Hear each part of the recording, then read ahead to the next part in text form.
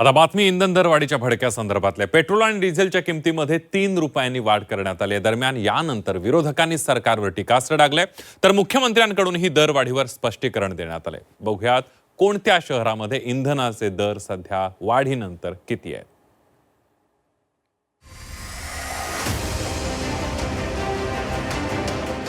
Petrol डिझेलची दरवाढ खिशाला भार.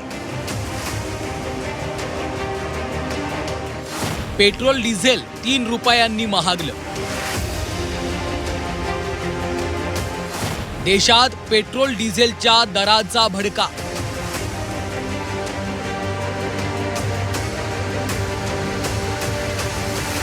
देशात पेट्रोल डिझेलच्या दराचा भडका उडालाय.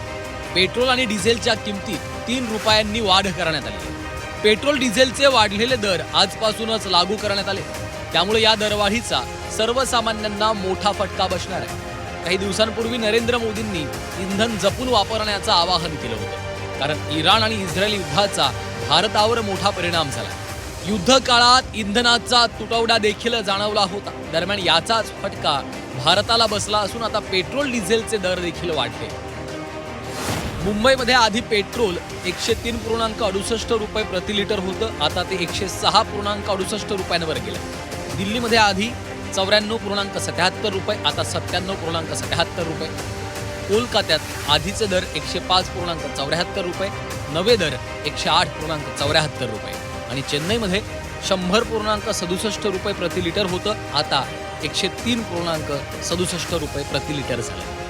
तर डिझेलच्या दरातही वाढ झालेली आहे.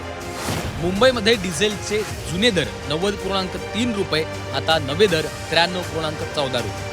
दिल्लीत 87.56 रुपये जुना दर होता, त्यात वाढ झाली असून आता 90.67 रुपये. कोलकात्यात जुना दर 92.2, नवा दर 95.13 रुपये आणि चेन्नईमध्ये 92.14 आधीचा दर, आता त्यात वाढ झाली 95.25 रुपये. तर इंधनात झालेल्या दरवाढीनंतर विरोधकांनी सरकारवर हल्लाबोल केलाय.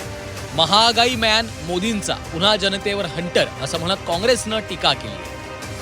महागाई मॅन मोदींनी पुन्हा जनतेवर हंटर चालवला. पेट्रोल आणि डिझेल 3 रुपयांनी महाग केले. सीएनजीच्या किमतीतही 2 रुपयांनी वाढ केली. निवडणुका संपल्या, मोदींकडून वसुली सुरू अशी खोचक टीका काँग्रेसनं केंद्र सरकारवर केली आहे. इंधनाच्या दरवाढीवर मुख्यमंत्री देवेंद्र फडणवीसांनी स्पष्टीकरण दिलं.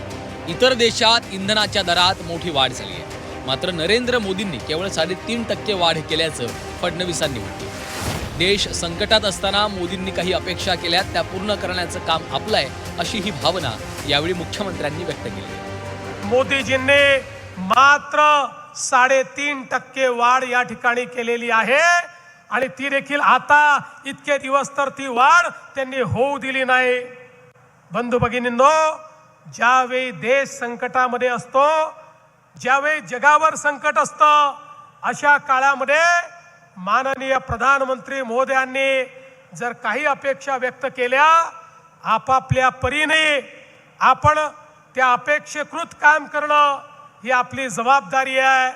नाही, त्याची प्रोव्हिजनच आपल्याला माननीय पंतप्रधान नरेंद्र मोदी साहेबांनी सांगितलेली आणि काल शरद पवार साहेबांनी देखील सांगितलं की माननीय नरेंद्र मोदी साहेबांनी जे आव्हान केलेलं आहे ते भारतातल्या जनतेनं गांभीर्यानं घेतलं पाहिजे, हे देखील काल शरद पवार साहेबांनी सांगितलेलं आहे.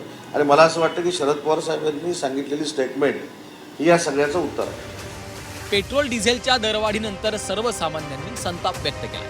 पेट्रोल डिझेलच्या किमती वाढवताना सरकारनं सर्वसामान्य लोकांचा विचार केला पाहिजे अशा भावना लोकांनी व्यक्त केल्या. इंधनाचे दर कमी करण्याची मागणीही लोकांनी केली. सरकारने सर्वसामान्यांचा विचार केला पाहिजे प्रत्येक गोष्टीत. असं नाही की सगळ्या त्यांच्या म्हणण्यानुसार थोडं सर्वसामान्यांचा आमच्या ठिकाणी येऊन त्यांनी विचार केला पाहिजेत. तर प्रत्येक ठिकाणी आता गॅसचे रेट वाढत आहेत, परत कडधान्यांचं वगैरे सगळ्यांचे. तर सर्वसामान्यांनी जगायचं कसं हा प्रश्न आमच्या पुढ्यात उभा राहिला आहे. रोजचं आपलं डिझेल पेट्रोल भरून आपलं रोजगार चालवतात, घर चालवतात, तर त्यांना पण परवडायला पाहिजे आणि त्यांचा पण विचार एक ठेवून त्यांना करायला पाहिजे होतं. पण आता एकदमच असं सडनली वाढवणार तर आमच्या गरिबांचं काय होणार? आम्ही कुठून कमवणार? आमचं घर कसं चालणार? घरी काय द्यायचं, गाडी कशी चालवायची आणि पेट्रोलचे पण आता डिझेलचे पण भाव वाढत आहेत, सीएनजी चे पण भाव वाढत आहेत. आम्ही काय करणार, काय पैसे कुठे, म्हणजे कसे घरी देणार, कसं घर चालवणार, हा पण खूप मोठा प्रश्न आहे. गेल्या काही दिवसात आंतरराष्ट्रीय बाजारात कच्च्या तेलाच्या किमतीत वाढ झाल्याचं दिसलं. दरम्यान याचा परिणाम देशांतर्गत बाजारात होईल अशी चर्चा सुरू होती आणि त्यानंतर आज तेल कंपन्यांनी पेट्रोल डिझेलच्या किमतीत वाढ केल्यानं ग्राहकांना मोठा फटका बसलाय. ब्युरो रिपोर्ट, झी 24 तास.